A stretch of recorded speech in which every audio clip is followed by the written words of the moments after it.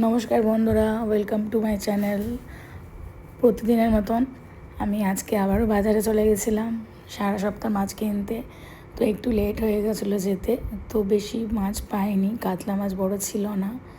এই দেখুন, ইলিশ ছিল ছোটো, বাট 1400-1600 করে চাইছে, তাই কিনে নিয়ে নিয়েছিলাম চিংড়ি মাছ, বড় বড় সাইজের বাগদা নিয়েছিলাম। এই যে দেখছেন এই বাগদাগুলো, এই বাগদা নিয়েছিলাম।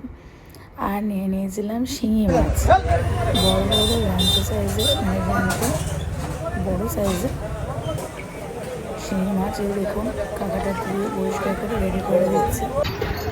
বাজার থেকে বেরিয়ে দুটো বার করে বললাম যে পাখি রস খাবো। বাড়ি চলে এলাম। বাড়ি চলে আসতে না আসতেই খরচার পাহাড়, 1500 টাকার পার্সেল চলে এলো। ভাবলাম কেন বাজার গেলাম, যাই হোক অর্ডার করেছি যখন নিতেই হবে। দেখুন বন্ধুরা, কেয়া শেটের ডে ক্রিম, নাইট ক্রিম, এগুলো সব আমার শেষ হয়ে গেছিলো। আর লোটাসের ফেস প্যাক আছে, আর লোটাসের স্ক্রাব আছে।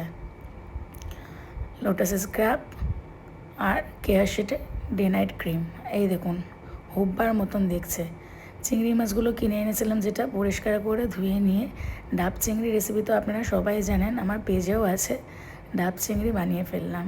রোববার দুপুরবেলা ডাব চিংড়ি আর গরম ভাত।